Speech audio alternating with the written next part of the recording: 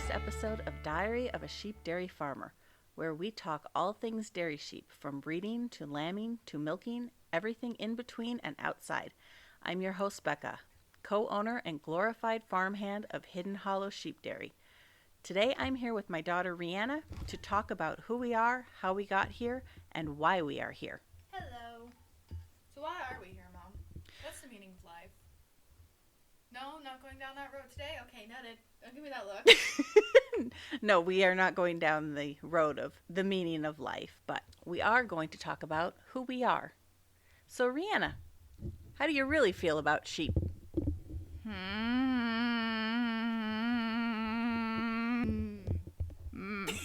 Cows. She's a cowgirl. No, I'm a cow person. She's a cow person. Sorry. My daughter is not a fan of the sheep. It's not that I'm not a fan of the sheep.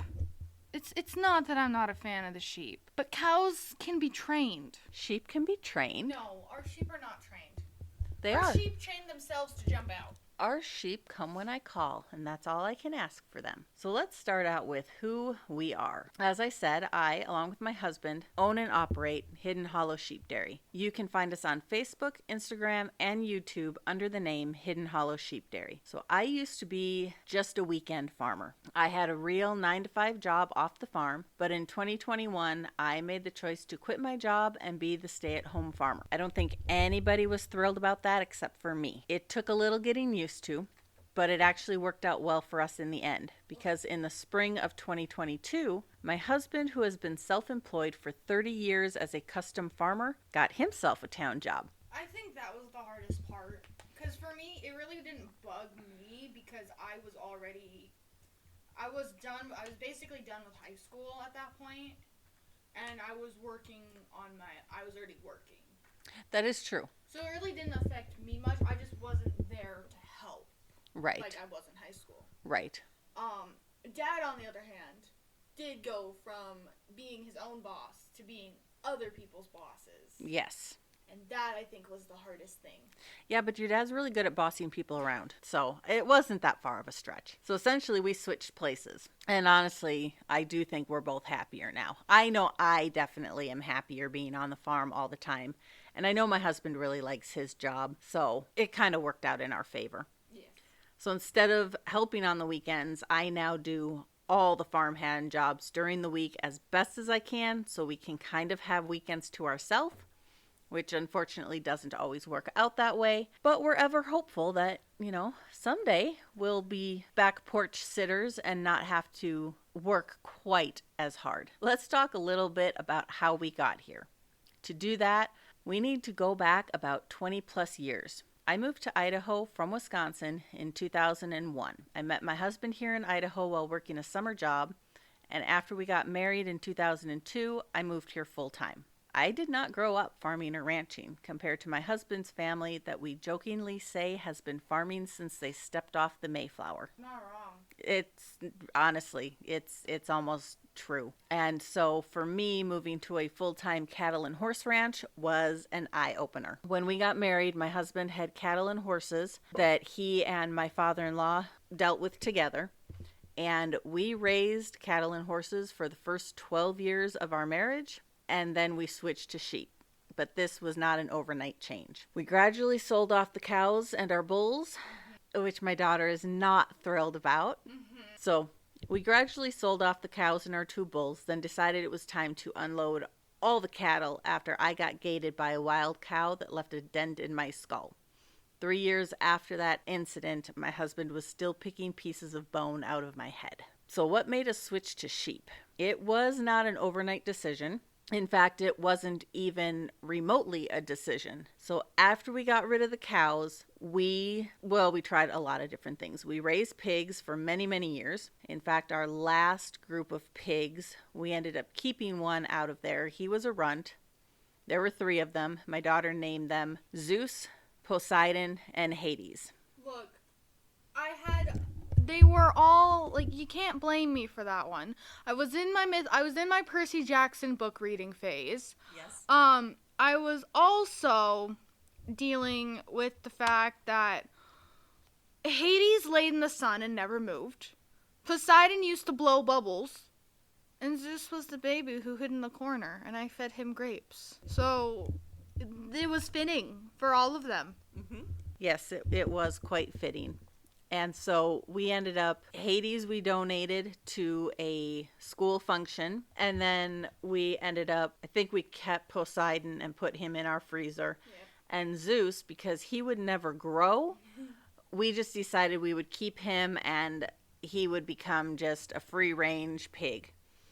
And that little sucker apparently knew what he was doing. Oh, yes, he did. Because he was probably maybe 100 pounds when we let him free range. And I think the top weight that he ended up getting was about 900 pounds. My daughter would ride him. So then after the pigs, we ended up, I guess this was probably about the same time as the pigs, we were raising bottle calves. At that time, we could go to the livestock auction and the dairies were unloading bull calves. They weren't worth anything. We could pick them up for $1, $5, and we brought them home and we would vaccinate them, give them colostrum, even though they supposedly had it. We never, they were day olds. You never knew whether they actually did or not. So then we learned the hard way not to name any of them Patton because they would all die. That's right. My daughter had, I don't remember what book she was reading. Fablehaven.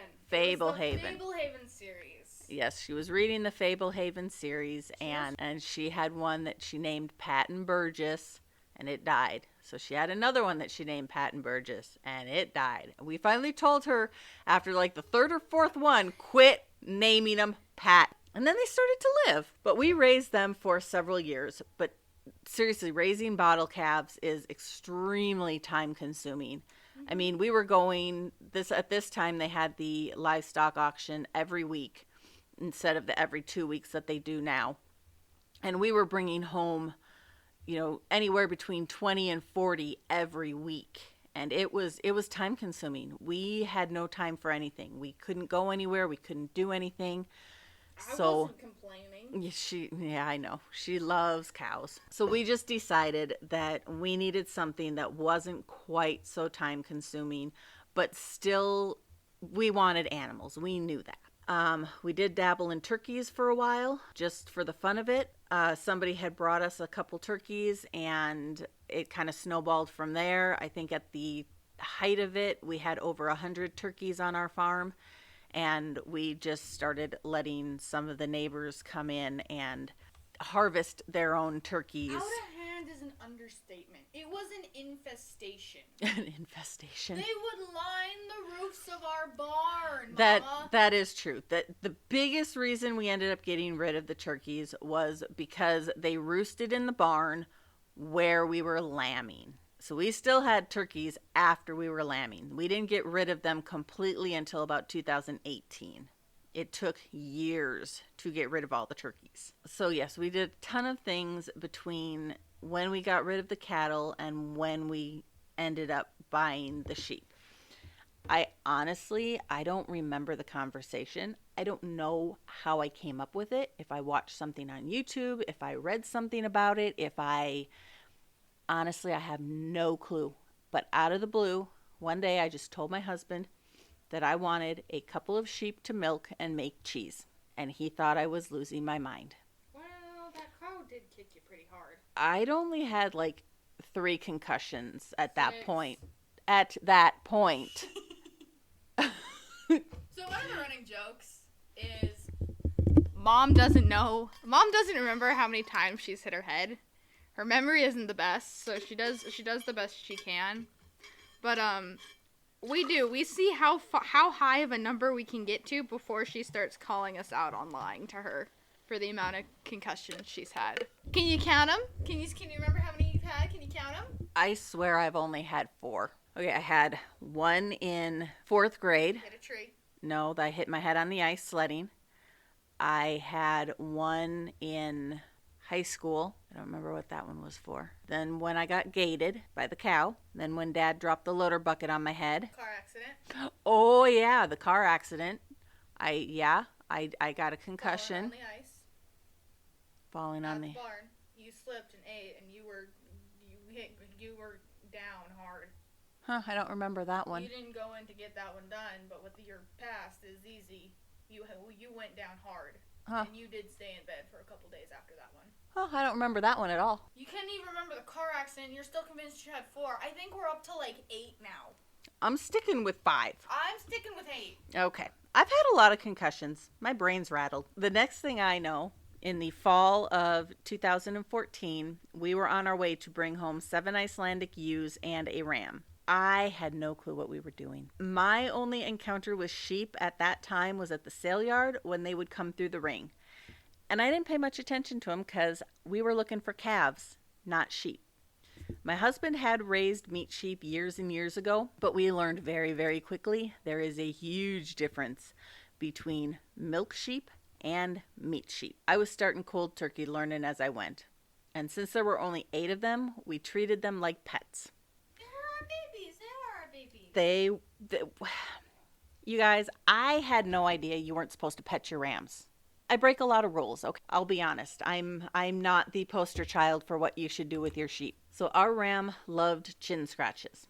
I didn't know you weren't supposed to let your sheep run free around the barnyard, or it gives them bad habits. And thanks to that, we're still can't quite keep our sheep penned in because our original sheep taught their children, who taught their children, who taught their children, and it's an ongoing battle. And I didn't know your fences need to be better enforced than Fort Knox. The running joke is, if it won't hold water, it won't hold sheep. And there's a lot of truth to that.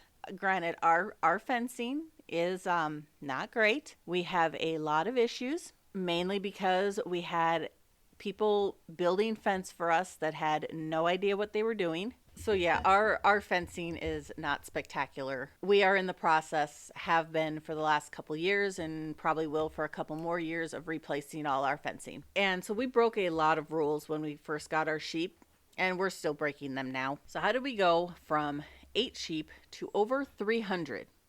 Well, it took 10 years and lots of work. After our first group of sheep, we ended up buying about 20 head of real dairy sheep from Nevada. And I think the only reason we did that is my husband had gone, he custom stacked hay for a bunch of different farmers in the area. And one of them, friend of ours, he made mention to that I had sheep and I was going to plan on milking them, figuring the farmer would also laugh and think I was completely nuts. To my husband's surprise, he says, "Oh, well, my son is wanting to do that too." So we just went and bought, I think they had like 60 or 80 or something at that time, sheep. And how'd you like to go into business together? You guys provide the land and the building, and we'll buy all the equipment and do the milking. So we kind of went from this being just a little bit of a hobby to, holy cow, we need to get our act together and actually do something. So that was the year that we started the dairy barn, and it took us about a year to complete. So at the time, all of our sheep lived on about 20 acres